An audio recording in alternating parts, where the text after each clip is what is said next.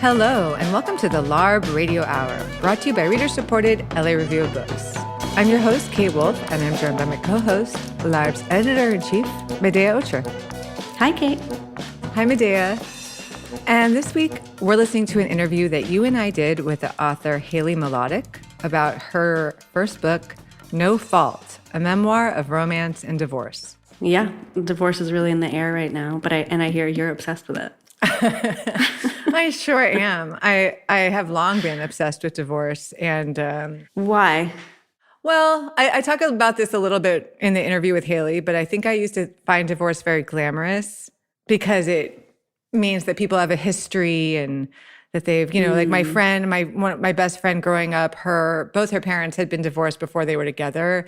And I remember sometimes like the phone would ring and someone would say like, oh, it's your first husband on the phone, Linda, whatever. And I was like, oh, wow, how romantic, how amazing to have a first husband who would still call you, just to have these people in your life, right? To have had these experiences. I think I found that very intriguing. I think I'm also just curious about how relationships fail, and why. And as I spoke, in the past, I was saying I was so obsessed with Bennifer because it's like, it would seem like they have everything going for them, and what could their problems be? I say that, with a grain of salt, of course, but just like, I don't know. It's rich. And I don't have, I've only really been in one super long-term relationship. So I just don't know very much about it. And yeah, I'd love to read about it. Yeah. I wonder if in the Ben and JLo case, there's like some pleasure from the splitting up and the getting back together. Well, I hope so. I hope so too, for their sakes, I guess. I hope so they can have a round 3 because love to follow it. Yeah. Are you, I know your parents are still married. They are still married, yeah. And I think I'm inching toward the age where there's more divorce in my peers. Yes. Than there are weddings. Same. So it is, something that I've thought about more as I've gotten older. But it is interesting how you kind of your peer group goes through stages of like a lot of weddings, kids, and then you kind of get to the divorce stage. Yeah. I guess other generations didn't really have that, or they had something of a different kind of process. Yeah, clearly not as much as now, and not as much, I think when we were growing up, that was getting towards the height of the divorce era. Right. I think also more people just aren't getting married at all. Yeah. With good reason. Polyfuels. And people are, and actually now I was saying, it's the divorce era. It's also like the, creative solutions era. I know a lot of people who do real interesting stuff, and I think it's great. I think it's great. I think and it's something that is good to talk about and learn about as an option. Yeah, and actually as a history that underpins. Perhaps in the past people weren't legally getting divorced, right? But there have always been the Phyllis Rose book, Parallel Lives. Haley writes about that. That's a book about a time when divorce wasn't an option as much, so people had creative marriages and solutions to having to stay together. Right. And that's from over 100 years ago. So it's always been there. But it's interesting to talk. We also talk a lot about kind of economic implications of marriage here, and the political implications of the direction to stay together, and especially right now as we living in the ascent of the manosphere, it's subversive to get divorced. So still is. Well, let's talk to Haley about it. Great.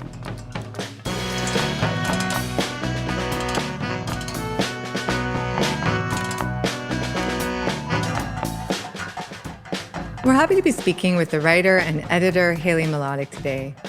Her work has appeared in publications including the New York Times Magazine, The New Yorker, The Nation, Book Forum, The Paris Review, and many more.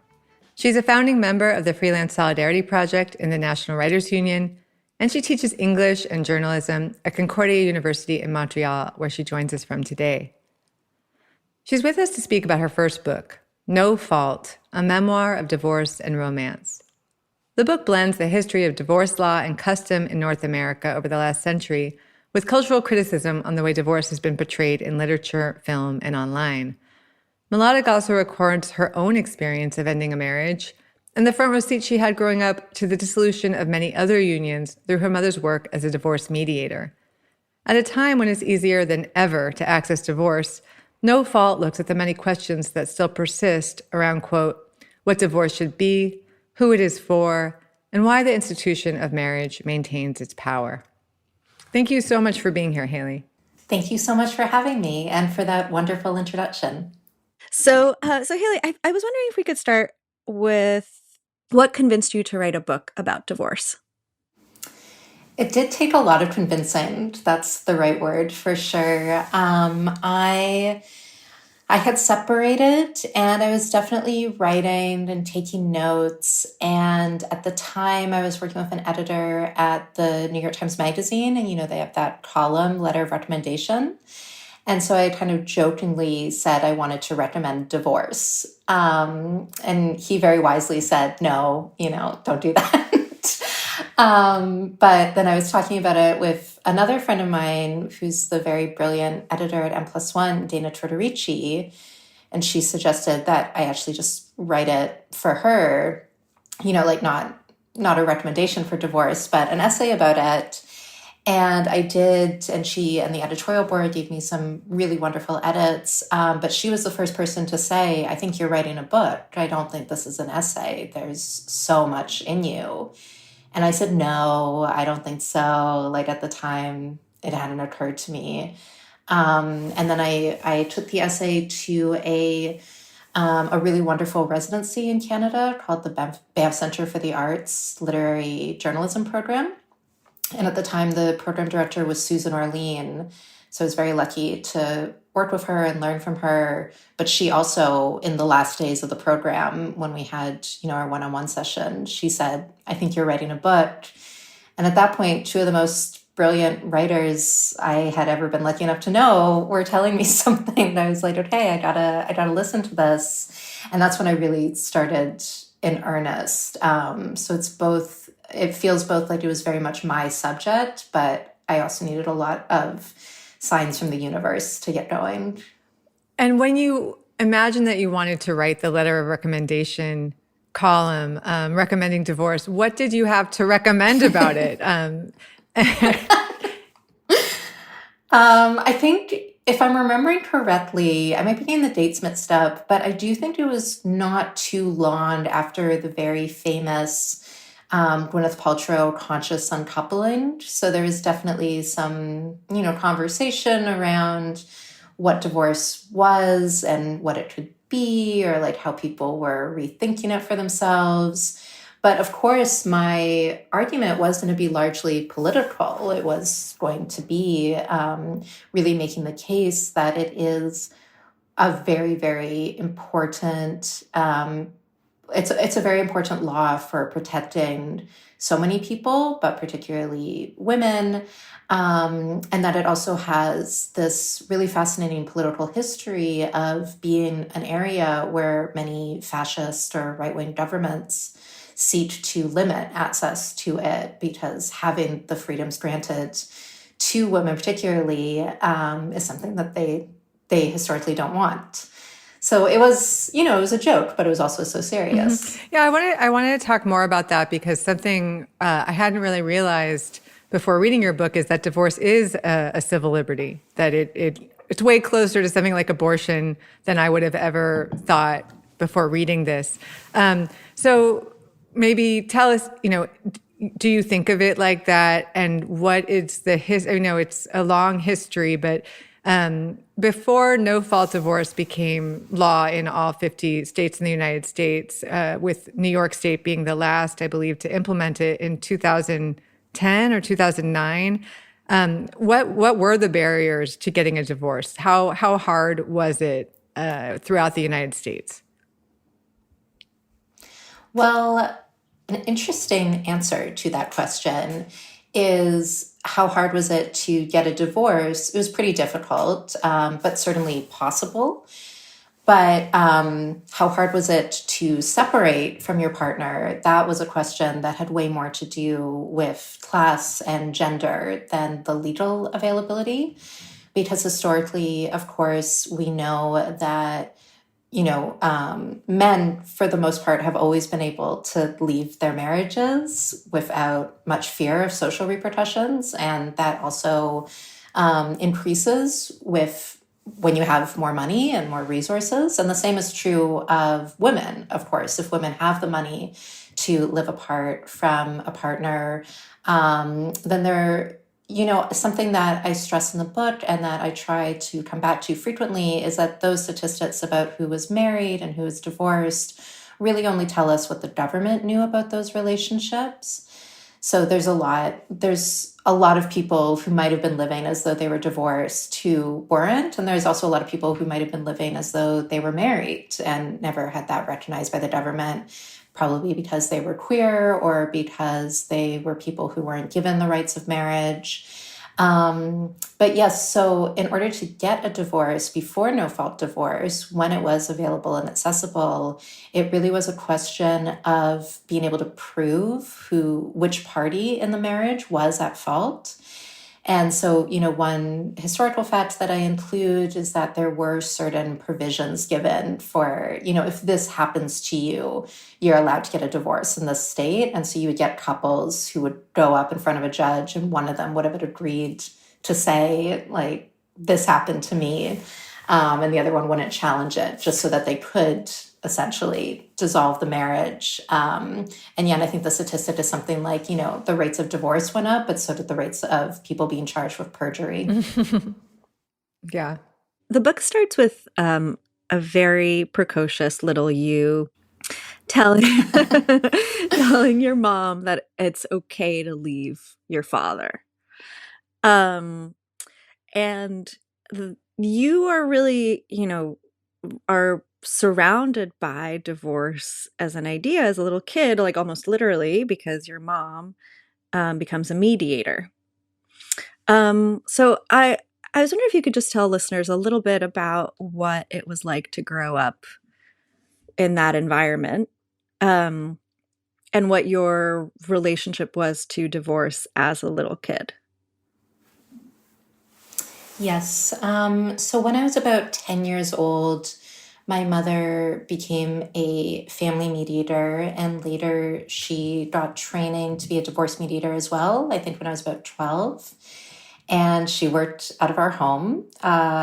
So for the rest of my childhood and adolescence, and she actually still works out of the basement of our family home that she still lives in. And so I did spend a good portion of my childhood, hiding in my bedroom, blasting Britney Spears on my headphones to not accidentally eavesdrop on the couples downstairs. Not that that was ever really, a threat, but better safe than sorry. And that did mean that there was this constant presence of the fact of divorce in every home that we lived in. Because, the way every parent talks about their job at the dinner table, or like most parents do, just kind of come up naturally what my mother had done that day, not with names or details, but if she had to work on a very complicated custody arrangement or gone to court to speak on behalf of somebody. So it really was this very practical presence where I had the sense that this was the work that supported our family. And then later, I would go work for my mom. I would help her with her paperwork and answer the phones. And so I got to see it more up close. I think it just made it feel a little bit, it felt very ordinary, honestly, but it never really lost the feeling of seeing something that other people don't normally see, no matter how common it is. I think I shared your child. You talk about your grandmother, talking about her, husbands, and finding that kind of alluring and romantic. And I definitely shared that as a child, although my parents never divorced, but I always imagined seeing other friends' parents who had ex-wives and ex-husbands, that's what would end up happening for me. That seemed exciting. But that did change when I started to see my friend's divorce. And I thought, oh, why did I think this seems so great? It actually seems painful and difficult. And it's not something that I like yearn for as much anymore. I'm wondering, with your own familial history of divorce, if your romantic ideas, if it shifted over time, and then of course, having experienced your own divorce and maybe even doing all the research for this book, how have your ideas changed about, the kind of allure and excitement of divorce versus what can also seem like a very hard reality? Yeah, I'm also remembering as I was listening to you tell that story that my best friend when I was 10, so around the time my mother started doing this work, she found out that her mother had been married before marrying her father. And we were so fascinated by that. And in retrospect, I think it's because the prospect of divorce represents such a history that a person has amassed, right? Like it really invites like a curiosity, but it's a little bit illicit, especially because we were kids at the time. We really felt like we couldn't ask her mother about it, that we had like uncovered something that was meant to stay private. And so on the one hand, yeah, there's this like illicit sense of a secret or something in somebody's past that they don't want to share. And then with my grandmother, there was the glamour of it being right up front, like her not having anything to hide. And it felt, at the time, I think I was responding to this very romantic ideal of, a woman who's pursued and desired. And it's like, you got two men to commit to spending a life with you, even if they didn't end up doing it, even if you broke up for whatever reason. At least at one point they wanted to. I just thought that was, that was great. I write in the book too. I read Anna Karenina way too young. And obviously that was a bad influence on me. But then later in life, like you say, watching friends go through it and then myself, and also really understanding the gravity that comes with how public a marriage is. I do feel very strongly, like I was saying, not every couple gets married, especially now. Common law partnerships are so much more prevalent. But they're no less, emotionally intense than a marriage. And when people who live together break up, that's often just as intense as a divorce. But the fact of having a ceremony that is so steeped in tradition, where you do invite people to like watch you, to really literally witness you make this promise, and then have to go back to those people to say that you didn't keep it, it does have a surprising amount of shame still attached to it, even in a culture that technically permits it. Yeah, and you kept your separation secret for, I think, almost a year. Could you talk about that silence? Like how did you experience that silence with your close friends? That is, as they would be the first to tell you, that's not out of character for me. I think that's probably the most extreme example of me keeping something to myself. But I do have a tendency not to not talk about myself. I feel like I'm talking about myself all the time, this moment included. But sometimes it takes me a little longer to really decide what it is I want to say. I don't share things until I feel like, if not settled in the fact of it, then at least prepared to accept or invite another person's interpretation. And this was something that was quite sensitive. I definitely had a feeling of, like some shame, some guilt, some regrets, not about the decision to end the marriage, but just about the facts of how everything had happened. And I think I was afraid of what people would say. And then also very practically, I was living in a new place. We had moved to a new city. I had a lot of new friends. And so I could kind of hide in the comfort of people who only knew me as somebody who was recently separated. And it wasn't until I was back with the people who really have known me for a long time, that I had to, admit that things were a little different than they appeared. And so much of marriage is, or like the institutionalization of marriage is this funny thing where it's the performative saying, right? I do, and now you are declared. And so that sense is interesting to me, but it's also interesting that in the book you talk about something that your ex-husband said, where he said, "You are my wife," during a fight. And of course that is technically true. That was technically true. But it was also extremely hurtful and it bothered you a lot. What about that phrase bothered you? Sorry, a big one. Sorry. No. I wrote the book, so I've got to answer the questions.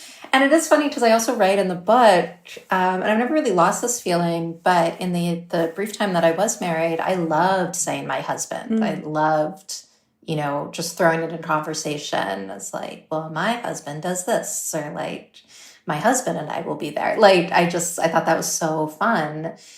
And it felt appropriate. It felt like his presence in my life deserved a title that had a certain weight and depth to it. But then it was the reverse that I could not live under. It felt too much like a category rather than a title. And I had, when I was younger, taken a lot of pride in the idea of being someone's girlfriend. And so I think maybe I just never thought it would be anything different than a wife. But for me personally at the time, it did not feel like it suited who I was as a person. And so I think I was just perhaps temporarily allergic to it. And do you think that has to do more with all the passed down baggage of marriage and, especially heterosexual marriage and the female role and the male role and the certain expectations around that, that change a relationship once one enters into that tradition, that perhaps without it, things wouldn't have felt quite the same, or because you kind of also have a more hypotheses of how you guys started to grow apart, and there's that as well. So I'm sure it was a mixture, but do you actually feel like it was really something about the institution of marriage itself that you realized, wow, I did not want to enter into this? I do really wonder about that because I had a pretty statistically common experience, which is of being with somebody and living with them for several years before getting married and then getting divorced, which is a really interesting, an interesting data set to look at, because of course the implication would be that because you lived together before you got married, that's what led to divorce, but that's not necessarily the case. I think for myself, I was also, again, quite common in that the reason I chose to get married was largely practical. I got a job in another country, and there was no question that I wanted my then boyfriend to come with me. And an immigration lawyer advised that getting married would be, much more helpful than risking a separate visa process. And so it was, I didn't even hesitate. Of course, that's what we were going to do. But I think because of many reasons, and this is something I hear from friends and I see in the research and the reporting that I did for the book, there is still, I think, a slight taboo around talking about the practical and material benefits of marriage, as though the concept of a love marriage is too fragile to be combined with its predecessor, which is the largely economic arrangement, which is not to say that before love matches became common, people in marriages didn't love each other or weren't family, but that it was taken for granted that the decision to partner was being made because of the benefits it was going to bring to their combined families, to the communities that they were a part of, to the type of work that they did that had most likely been passed down from previous generations that had raised them. And then with, this post-Victorian culture that really venerates love above all else, a lot of the critics of that warned, if you do this, it's going to make people get divorced. If people think of it as something where they're always looking for their perfect partner, they're just going to keep looking rather than make the best of what they've got. And that's absolutely true. And that doesn't mean that one system is better than the other, though, or is more conducive to leading a happy and healthy life. It's just like, as you say, the kind of baggage that gets passed down and just slightly warped so that we can't really make sense of it with every contemporary moment.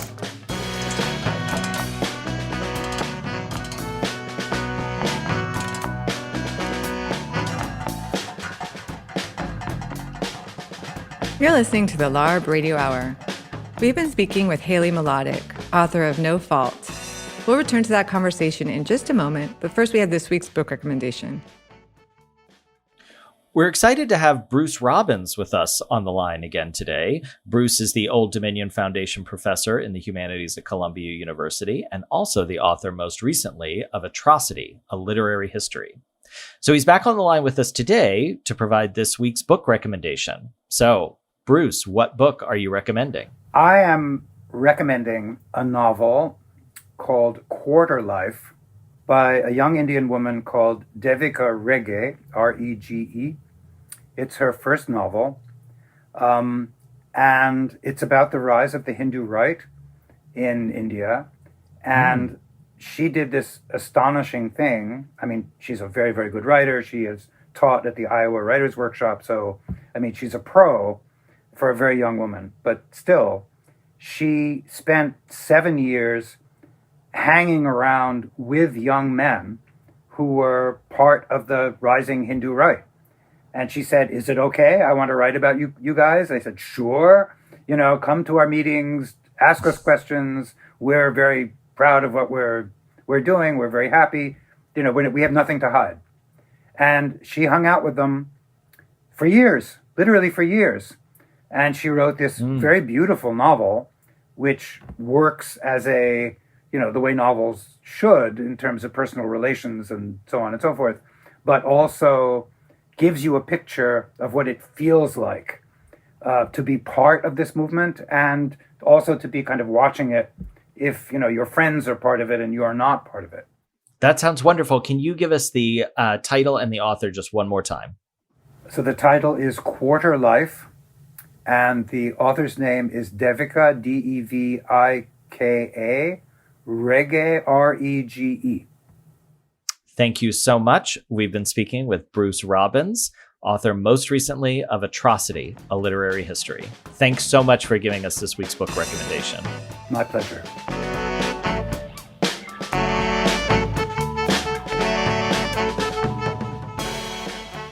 We now return to our conversation with Haley Mlotek, author of No Fault. It makes me think of something else that you read about in the book, which is the economic benefits of marriage are often shrouded, but become so public in divorce.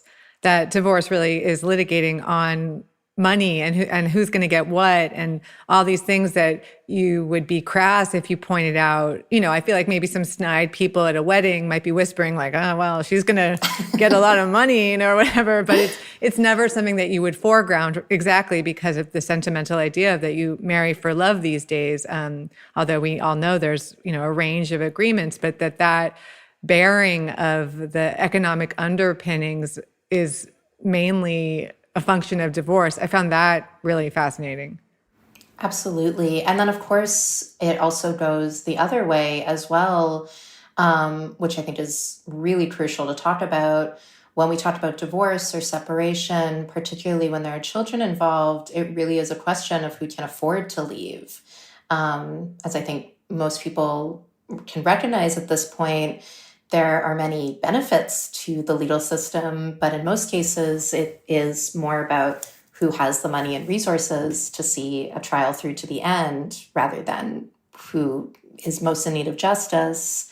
And particularly in, let's say, a city like New York, which is where I was living when I separated, if you're not somebody who has first, last, and security ready to go, plus, let's say, whatever you need to furnish a livable space for yourself, and if you have children, to handle a new commute to your job or the prospect of putting your kids in a different school district, if those are not things that you have the help and the finances to do, that will also determine whether or not you stay in the marriage. We touched on this a little bit, but I wonder if we can make it more explicit. What is the relationship between the way that divorce has changed and feminism? Yes, there is quite a bit in the book about what's commonly referred to as second wave feminism, which is defined by a lot of the actions and organizing that was being done in the 1970s or so.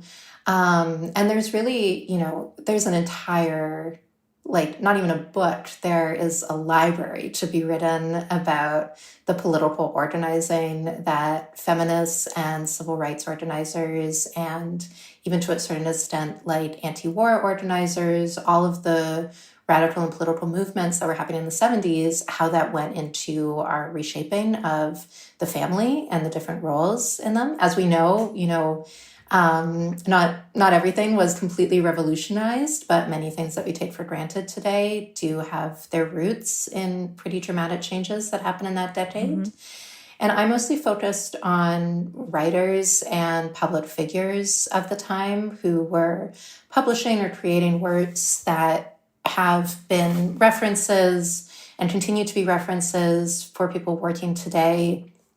One person who I cite in the book as well from a very different era is Phyllis Rose, who wrote Parallel Lives, which is a group biography of people in the Victorian era. And she writes something very funny in the book, which is that she writes about writers, but it's not because they have more interesting lives. It's just because they keep better records of themselves.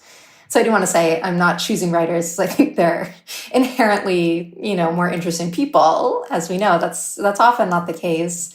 But there are so many incredible archives of the work that was being done, for example, around what's commonly called women's media. So the action that the Red Stockings took at Ladies' Home Journal, where they did a sit-in in the office of the editor, who was a man, to demand an issue on women's liberation. And they did win a special section, which I write about pretty extensively in the book. As well as, the other side of it, which was the generation immediately preceding those women, people like Betty Friedan, who wrote The Feminine Mystique, which is a very flawed, but was also a very formative text for those same types of women's media. And then as well, people who are really well known for, let's say, memoir and poetry about love, about desire, such as Audre Lorde. I write a lot about her understanding of her own sexuality and ideas about family. And so, I find that era to be so fascinating, not because anybody figured anything out, but because of the foundations they left for the thinking that led them to where they eventually ended up. Maybe you could compare some of the, kind of media of that era, like second wave feminism. I'm thinking of, An Unmarried Woman as being this film version of that time. And I haven't seen that movie in a while, but I'll always remember these consciousness raising sessions she has with her therapist in this amazing room with a sunken couch and just the two of them on there, and that it seems so groovy. And there's her versus someone more like Elizabeth Gilbert in Eat, Pray, Love, or Under the Tuscan Sun, where divorce I think becomes the more instead of a struggle for women, it becomes more of a single woman's, bringing back to her senses and enjoying the Italy and all it has to offer or whatever. Yeah, it becomes a bit more neoliberal over time. But but it does kind of start to paint a picture of a version of divorce that is liberatory. Absolutely. And that was a big reason that I focus so much on film in the book as well as literature, because film in particular to me is an art form that I think is so defined by compromise. We think of it as being something that is dependent on the visionary director or writer, and in many ways it is and can be, but the amount of labor it takes and the sheer quantity of people who all have to do highly skilled work in order to make it possible to even watch it will always change whatever was originally imagined in one person's head. And I love that because to me it speaks to the possibility of how influenced a film is by the people who made it and the time that it came from. And then as well, what it does to the audience to watch it. Because in many ways, by the time you know enough about a subject to make a film, it must have permeated the culture in some ways. They must already be as aware of it as you are. But on the other hand, we definitely see, like you say, every decade is kind of both shaping its own culture and being shaped in turn by it. I'm thinking about like the really profound emotional connection that many people reported to a film like Kramer versus Kramer, which of course is a story of divorce before there was no fault divorce. Like, I don't really think somebody should update Kramer versus Kramer right now, or that marriage story is the contemporary Kramer versus Kramer, even though I know that comparison was made. But, like that film wouldn't have the same resonance it does today because there would be no reason that two people couldn't decide to separate and co-parent together. It wouldn't be the type of thing that necessitated that level of legal intervention. But at that moment it was. And so it made sense that it would, for lack of a more elegant phrase, freak out audiences. And then, like you say, and again, like, I love Italy. I love, nice places and the concept of having a home that you can renovate. That's great. I don't want to and I love all those movies. I love Under the Tuscan Sun. But we can definitely see how so many of those stories became about individual journeys, like the self-care, self-help, self-improvement narrative, that divorce was just one more step on a single person's journey to self-actualization, which seems so silly and backwards to me because, of course, getting divorced is all about what it does to a family, to a community, to a home. It's a deeply personal experience, but it's very rarely possible to do it on your own. Mm-hmm. Maybe we can talk a little bit about the small screen and the proliferation of trad wives on social media.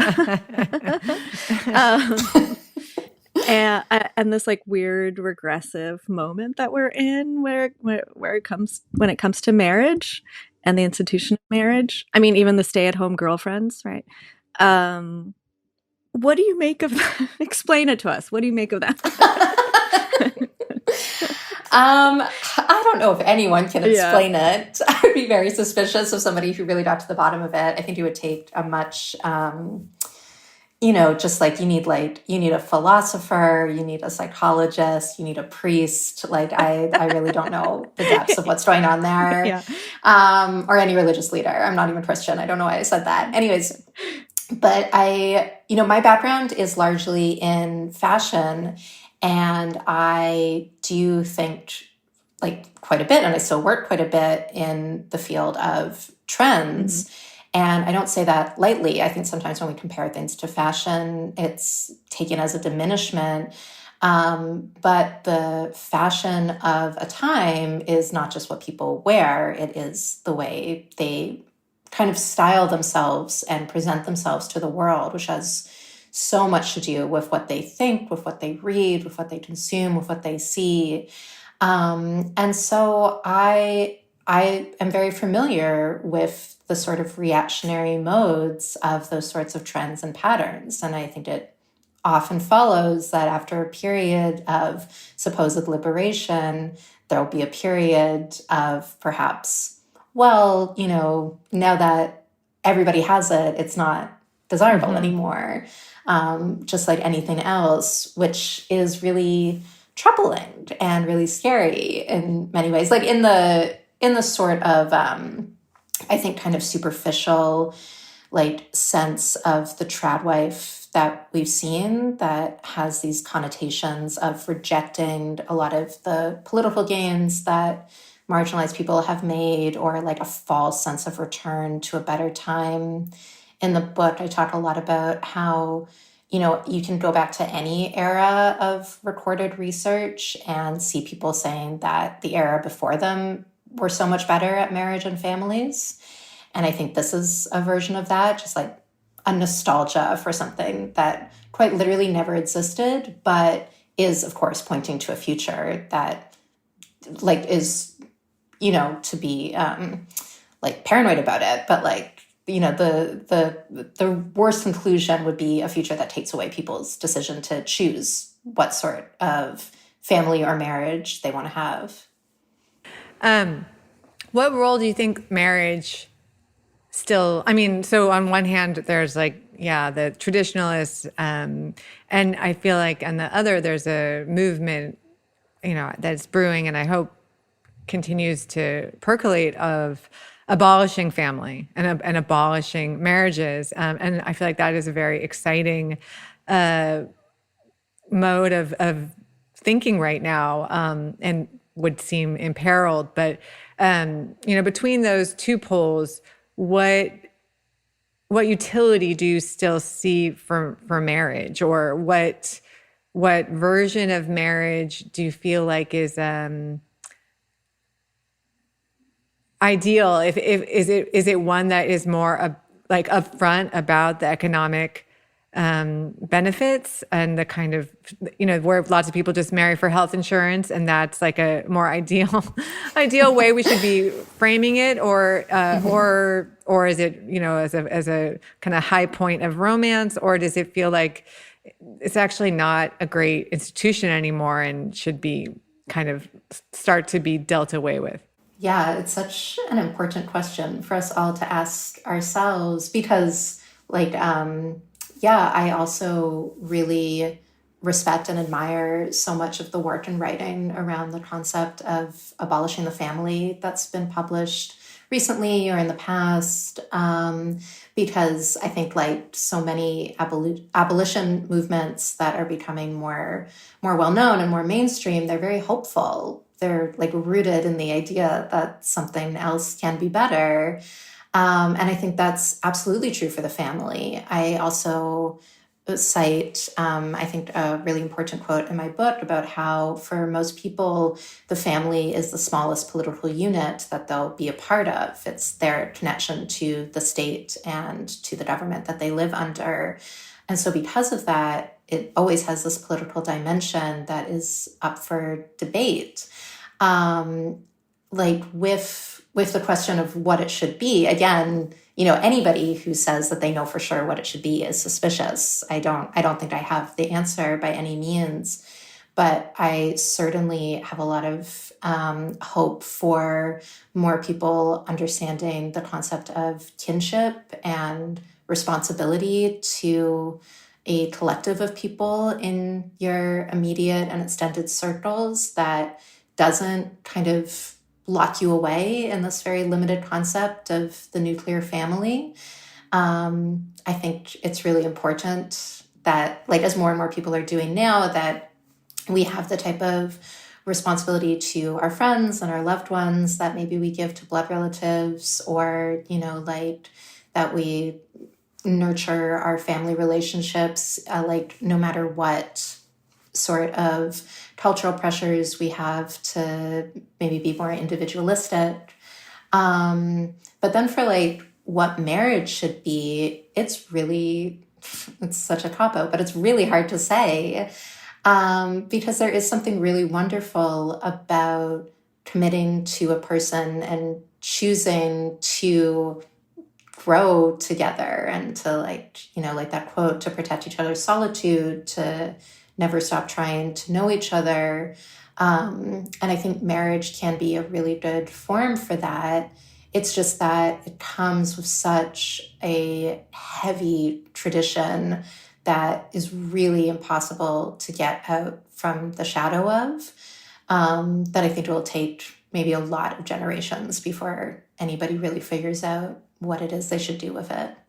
I love that sentiment, and I think that's beautiful, and it would be nice to end there, but I did just want to ask you about the end of your own marriage one more time, because there's a line in the book that I thought was so moving, and I wanted to hear you talk more about it. You say, "I regret spending the last months of my marriage saying I'm sorry more than I said I love you." I thought that was kind of a directive of the way one should try to end a relationship. And it was just a really moving idea to me. So do you still think that? And talk more about that. Yeah, I think I'll always feel that way. And I think most people learn as they get older and they have more relationships and hopefully learn from each of them. There really is no way to go back in time and make things right with other people. There's a lot of forgiveness and a lot of grace that's possible, but much of that, I think, is about what we do in future relationships. And for me, when I wrote that, it was, tellingly, it was an apology in itself. It was an apology for the apologies. But what I was really feeling in that moment was the sense that even in the ending of something, I should have been more capable of accepting the many different feelings that existed all at once, and that none of them had anything to do with an absence of love. It wouldn't have hurt so much if that was true. Thank you, Haley. Thank you so much, Haley. Thank you so much. That was Haley Mlotek. Her new book is called No Fault, a memoir of romance and divorce. Thanks for listening to the LARB Radio Hour. Subscribe to our show on Apple Podcasts, SoundCloud, Spotify, or wherever else you get your podcasts. If you like the show, please rate us on Apple Podcasts to help us get the word out. And we'd love to hear from you. The producers of the LARB Radio Hour are Medaya Ocher, Kate Wolf, Eric Newman, and Mary Knopf and Jonathan Shiflett, who also mixed and edited our show. Our founding executive producer is Alan Minsky. Our intro music was written and performed by Imogen Teasley Lawton.